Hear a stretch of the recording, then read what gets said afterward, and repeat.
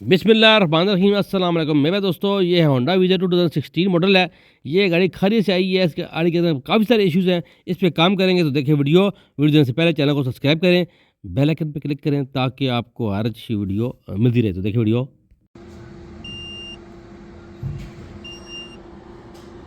कोई एरर भी नहीं है गाड़ी के अंदर, होंडा वीज़र के अंदर कुछ भी नहीं आ रहा है। यहाँ पे सामने शो भी नहीं हो रहा, मगर गाड़ी की लॉकिंग कर रही है। पिक जो है वो अच्छी नहीं है, झटके मार रही है।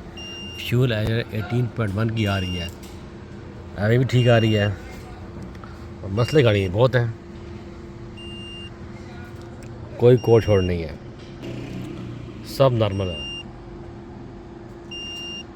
ये गाड़ी सब नॉर्मल है, कुछ भी नहीं है। इसको स्पोर्ट मोड पे करते हैं, आ गई। इस टाइम भी कोई मिस फायरिंग नहीं हो रही, मगर गाड़ी के अंदर नॉकिंग बहुत है, बहुत नॉकिंग है। और पिक का मसला है।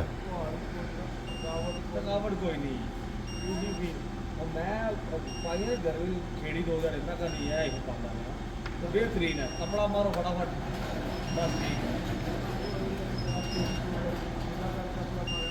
साफ सुथरी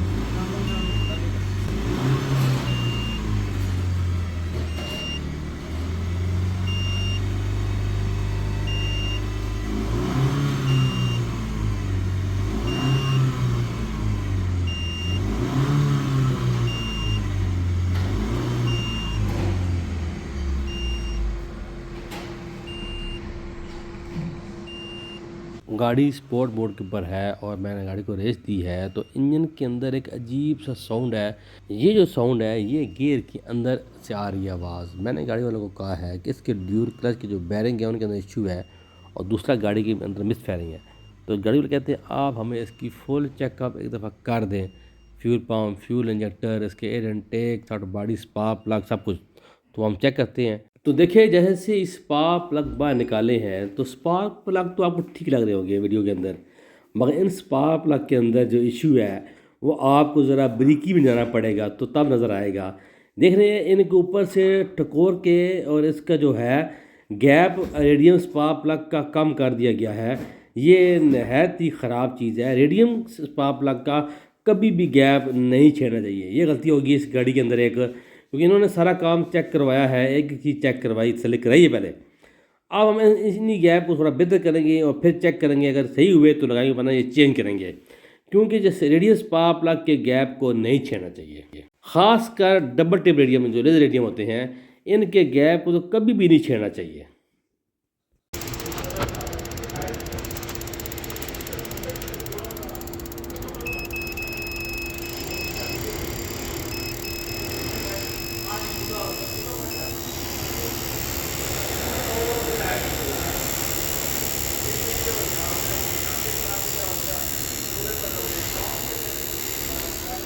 गैप एडजस्ट करने के बाद हमने मशीन में चेक किया तो स्पार्क प्लग ओके हो गए हैं। अब ये ठीक है माशाल्लाह। इन्हीं को वापस फिट करेंगे और फ्यूल पंप को हम बाहर निकालते हैं और चेक करते हैं इसकी क्या सूरत है, और इसकी इंजन कोयल भी चेक करेंगे तो वो शॉर्ट, अगर शॉर्ट है तो चेंज करेंगे। तो फ्यूल पंप जो है इसका कभी खुला नहीं है इससे पहले।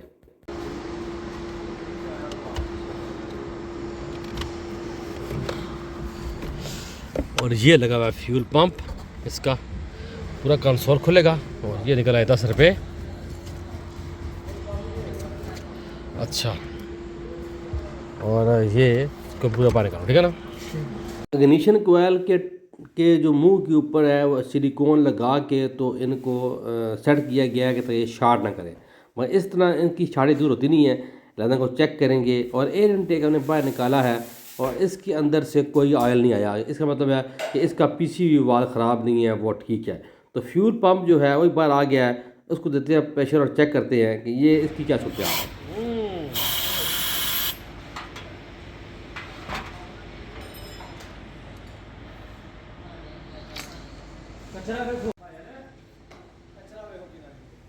अब मेन फॉल्ट गाड़ी के अंदर जो आ रहा है वो फ्यूल फिल्टर की वजह से आ रहा है। फ्यूल फिल्टर इतना चौक है, आप देख रहे हैं, ये चेंज करना चाहिए या इसको सही साफ करना चाहिए।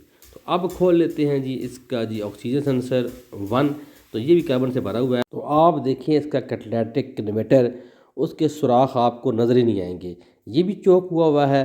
इसको भी बिल्कुल क्लीन करें कैट फाइल लिक्विड के साथ, ये साफ़ करना भी बहुत ज़रूरी है क्योंकि फ्यूल फिल्टर गंदा है। और जो इसकी ईजीआर लाइन है ये भी कार्बन से भरी हुई है, ये भी साफ़ करेंगे। और जो फ्यूल इंजेक्टर इसकी हैं ये बाहर निकाली हैं, ये अल्ट्रासोनिक करके इसको मशीन पे टेस्ट करेंगे। अगर ये ख़राब हुए तो चेंज करेंगे, अगर ठीक है तो ठीक। आप मशीन पे जब इनको लगाते हैं तो आप तब भी बता सकते हैं कि इनकी सूरत हाल क्या है। अदरवाइज़ आप इस तरह नहीं कह सकते यार ये ख़राब है, ये चेंज करें। ये इसके फ्यूल इंजेक्टर है, ये मशीन पे लगे बगैर चेक नहीं हो सकते। और ये GDI फ्यूल इंजेक्टर है, और ये GDI फ्यूल इंजेक्टर मशीन पे ही टेस्ट होंगे। तो पहले कर लेते हैं इनको हम अल्ट्रासोनिक करने के बाद, अल्ट्रासोनिक क्लीनिंग करने के बाद हम इनको मशीन के ऊपर अगर टेस्ट करेंगे कि ये चारों का चारों इनका लेवल ठीक है। अल्ट्रासोनिक इनका होना बहुत ज़रूरी है क्योंकि जो इनके अंदर कार्बन है वो अल्ट्रासोनिक ही निकालेगा। इनको अल्ट्रासोनिक वेव्स के ज़रिए जो कार्बन इसके ऑक्सीजन सेंसर के अंदर होता है, ऑक्सीजनेटर के अंदर होता है, वो सारा का सारा कार्बन ये निकाल लेता है लाइक इस तरह। और बिल्कुल इनको करता है क्लीन, ताकि अंदर इनके अंदर कोई फेक फ़र्क है तो वो निकाल देता है और इनको बिल्कुल कर देता है क्लीन। उसके बाद हम इनको टेस्ट कर देंगे। अब अल्ट्रासोनिक ये हो गए हैं क्लीन, ये हो गए हैं फ्यूलेटर भी, ऑक्सीजन सेंसर 1 भी। अब हमने इनको मशीन के ऊपर टेस्ट करना है, तो टेस्ट करते हैं।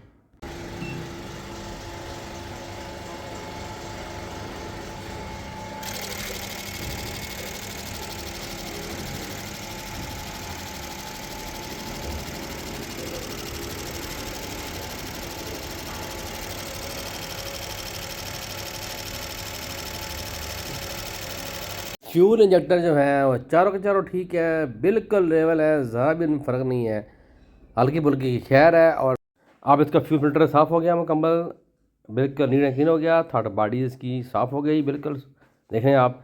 और एयर इनटेक भी इसका मुकम्मल क्लीन हो गया है। और जो आपने इसकी हालत देखी थी पहले फ्यूल फिल्टर की, अब कैसी होगी हमारी फ्यूल फिल्टर और एयर इनटेक बिल्कुल साफ़ हो गया है। और आपने देखी वीडियो Corolla X वो खड़ी है जिसकी बहुत बुरी हालत थी, ये दोनों गाड़ियाँ उसी दिन आई थी।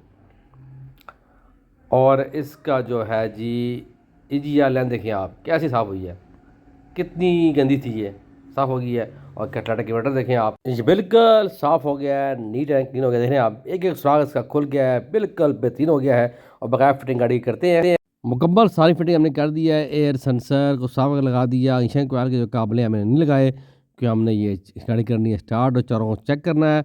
और ऑक्सीजन सेंसर का ग्रिप लगा लेते हैं, इसको फिक्स कर लेते हैं। और जब भी आप दोबारा गाड़ी की मुकम्मल फिटिंग करते हैं तो कोशिश करें कि एक एक चीज़ दोबारा रीचेक कर लें, कोई चीज़ लूज़ ना रह गई हो, कोई ग्रिप लूज़ ना रह गया हो। तो इस तरीके की चीज़ें आप चेक कर लें। अब गाड़ी खाली से आई हुई है, बहुत दूर से आई हुई है, रास्ते में जाए दोबारा मसला आ जाए तो ये अच्छी बात नहीं है। तो माशाल्लाह आपने देखा इसके अंदर जो इशू थे हमने उसके मुताबिक सारा काम कर दिया है। अब हम इसकी जो है बैटरी की वायर लगा देते हैं और गाड़ी को करते हैं स्टार्ट और इसकी इंजन कोयल वो चेक करते हैं। तो देखें आप इसकी इंजन कोयल देखें आप, या देख रहे हैं ये शार्ट कर रही है। ये जो इंजन कोयल है ये हमेशा ऊपर से शार्ट करती है, आगे सिलिकॉन लगाने का मकसद नहीं है। इसलिए इंजन में मिस फायरिंग होती है और गाड़ी झटका मारती है, कभी कभी अच्छा खासा झटका मारती है, जैसे जैसे गियर के अंदर इशू है। और ये इसकी पड़ी हुई है जी पुरानी इंजन कोयल, इनकी वो सिलिकॉन लगी हुई है, मैंने दिखाया पहले दिखाया था आपको। ये हमने काबी लगा दी है, इनको चेक कर लिया, टेस्ट कर लिया है, ये बिल्कुल ओके है। देख रहे आप बिल्कुल ओके है माशाल्लाह। अब ये काम जो है गाड़ी का मुकम्मल हो गया है। अब आपने गाड़ी को कंप्यूटराइज सारी सेटिंग करनी है। जब सारा काम आप कर लेते हैं तो उसके बाद आपने इसको कंप्यूटराइज एडजस्ट लाजमी करना है। अब ये हाइब्रिड गाड़ी है, आज बैटरी की वायर उतारी और लगा दी, तो आपके यार ज़रूरत नहीं है स्कैन करने की, सारा बॉडी रीसेट करने की ज़रूरत नहीं है। ऑलरेडी बैटरी की वायर उतारी है और लगाई है, रीसेट होगी, पर नहीं। तो होंडा वीज़ल जो है इसको आपने कंप्यूटराइज थ्रॉटल बॉडी को रीसेट लाजमी करना है, तो फिर ही आपने गाड़ी को गाड़ी वालों के हवाले करना है। इस तरह नहीं, अभी हम कर रहे हैं थ्रॉटल बॉडी इसकी रीसेट कर रहे हैं, स्पेशल फंक्शन में गए हैं, थ्रॉटल लर्निंग में गए हैं, गाड़ी को बंद करेंगे, स्विच को ऑन करेंगे, सारा प्रोसेस जो हम करते हैं रीसेटिंग का वही करेंगे। सेम जो होंडा सिविक में होता है, होंडा सिविक सिटी में होता है, होंडा सिविक रिबॉन रिबार जिस और जितनी होंडा है जिनके अंदर इलेक्ट्रिक थ्रॉटल बॉडी है, तो आपको इसी तरीके से इसको रीसेट करना पड़ता है जिस तरह आप होंडा वीज़ो को कर रहे हैं, बकाया भी इसी तरह करते हैं आप, चाहे हैबिट है चाहे। देखें इस टाइम माशाल्लाह थर्ड बॉडी जो इसकी है रीसेट हो गई है। आप गाड़ी दोबारा करते हैं स्टार्ट, ये इस टाइम गाड़ी बिल्कुल नॉर्मल है और रेड के ऊपर है क्योंकि गाड़ी इस टाइम इंजन के ऊपर है। इस टाइम गाड़ी के अंदर कोई मिसफायरिंग नहीं है और गाड़ी इस टाइम ईवी के ऊपर आप देख रहे हैं, गाड़ी स्टार्ट है इस टाइम और ईवी के ऊपर आ गई है, देख रहे हैं आप बिल्कुल, क्योंकि माशाल्लाह गाड़ी वालों को मैंने बताया है कि जो इसका शोर है इसके ड्यूल क्लच का है, तो हमें ड्यूल क्लच चेक करवाना है, बकाया गाड़ी आपकी ओके है। वीडियो अच्छी लगी है चैनल को सब्सक्राइब करें, बेल आइकन पर क्लिक करें, नमाज पाँच टाइम कैम करें, दोस्त पढ़ें तो हम याद रखें। अल्लाह हाफिज़।